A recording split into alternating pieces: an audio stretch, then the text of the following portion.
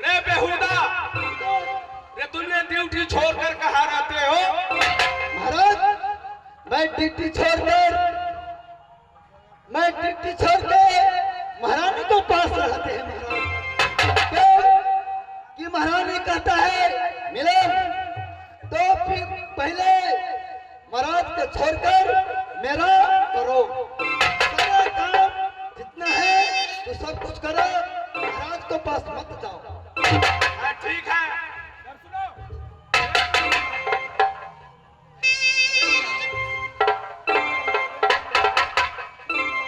ठीक है महाराज, मैं तो नौकर एक ही है, मैं कभी महारानी को करने पड़ता है, कभी महाराज को भी करने पड़ता है। मैं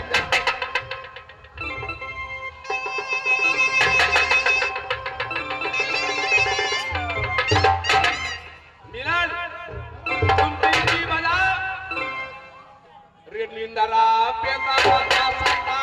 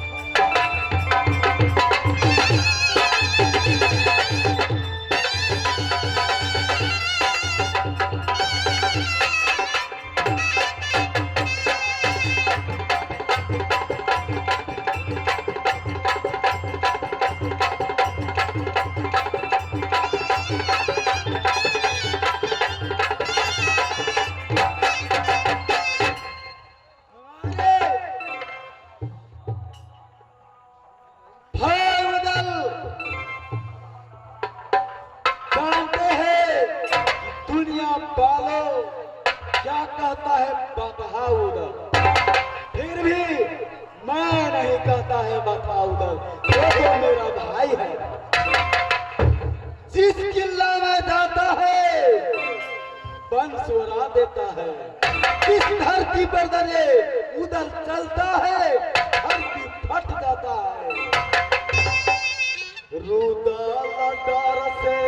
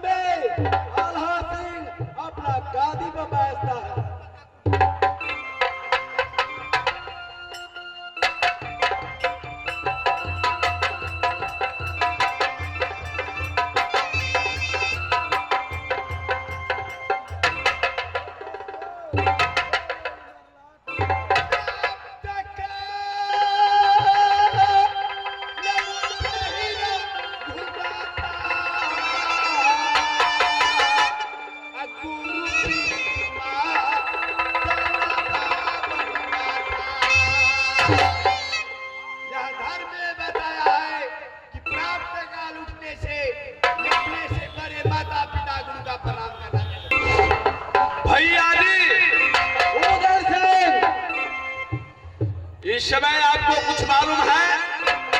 मुझे खुद मालूम है भैया जी, मैंने बेटा पाया, प्याही नारी पाया मेला बक्सर में। वो बेटा जो पाया उदला संपदा पाया, वो प्याही नारी मिला मेला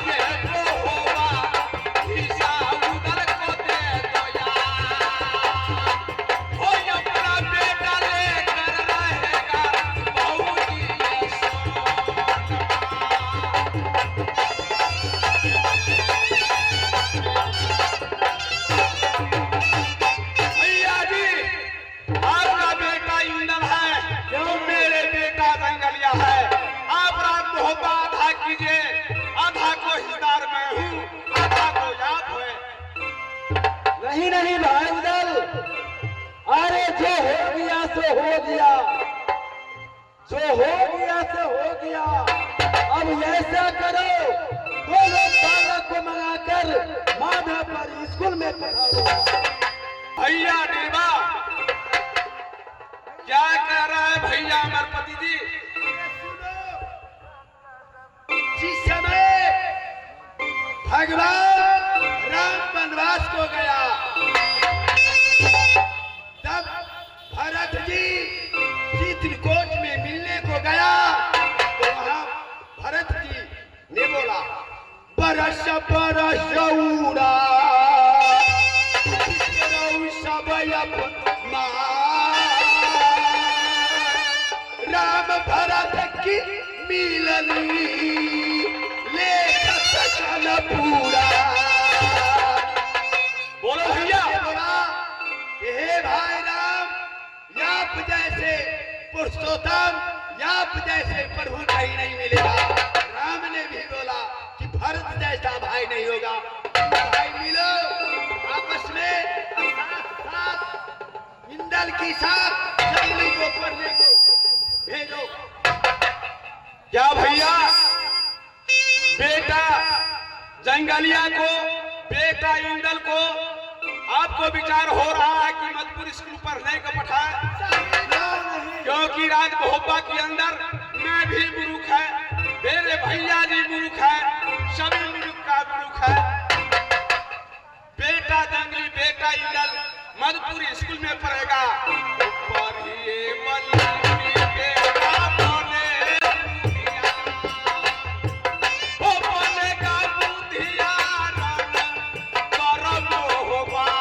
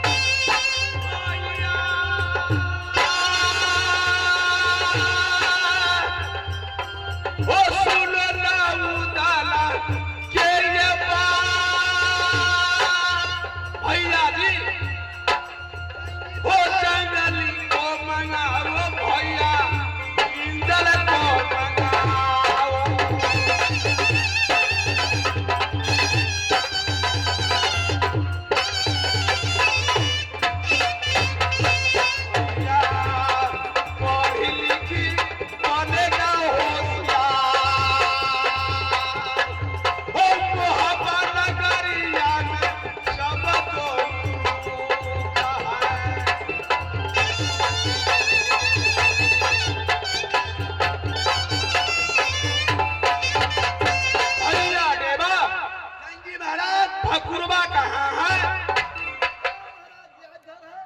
रे भकुरबा, इस समय जा बेटा इंदल को, बेटा जंगलिया को इस समय मेरे गादी का पास करो।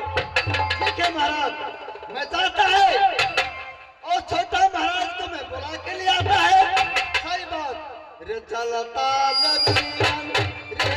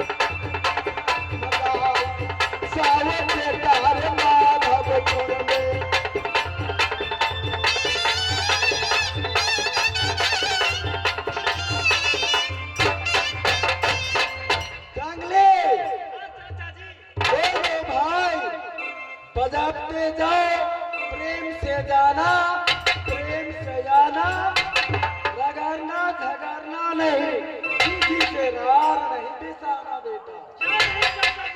मैं सब भूल गया था। मूर्ख लोग है, राज मोहब्बत को जो जवान पढ़ लेगा सबको शिक्षा मिल जाएगा। कोई बात नहीं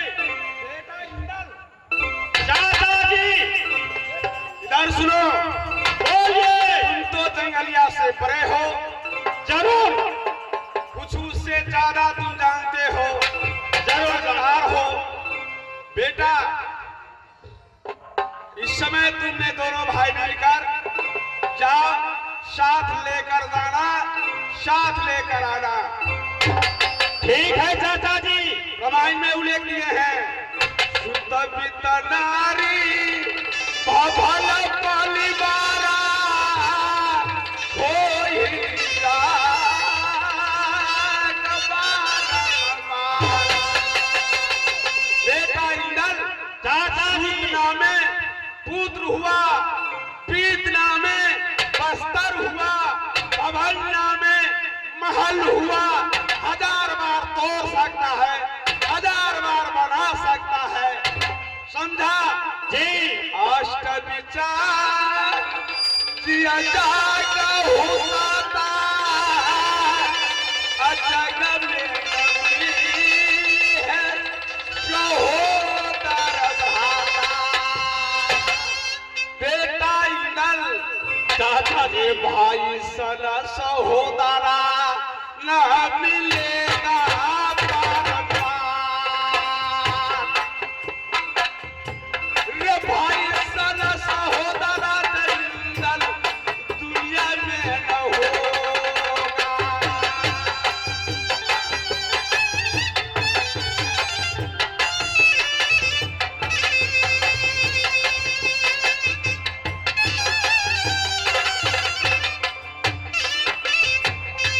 बेटा,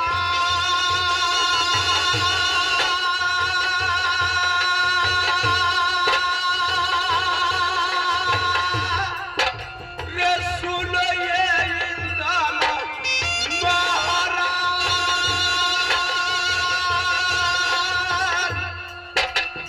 रे संगे संग लेकर चला मधुपुरई सकू।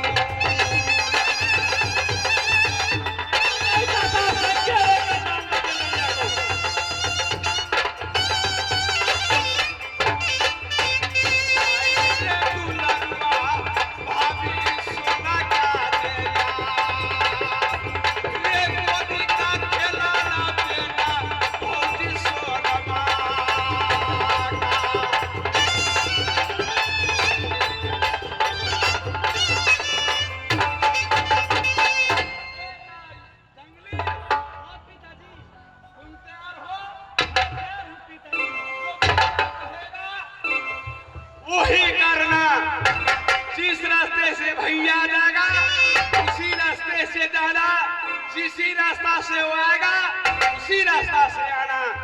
समझ गया बेटा इंदल, मैंने तुम्हारे सीमा लगाता हूँ बेटा। ठीक है चाचा जी।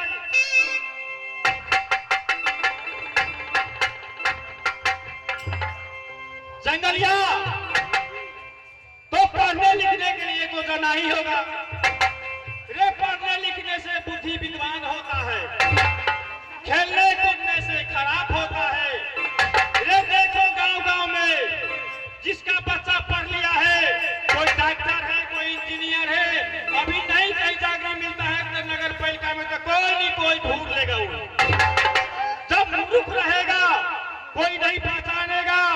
जब एक चिट्ठी लिखाना होगा, सलाम उतारता भागना होगा, दूसरा का खुशामद करने पड़ेगा। जरूर।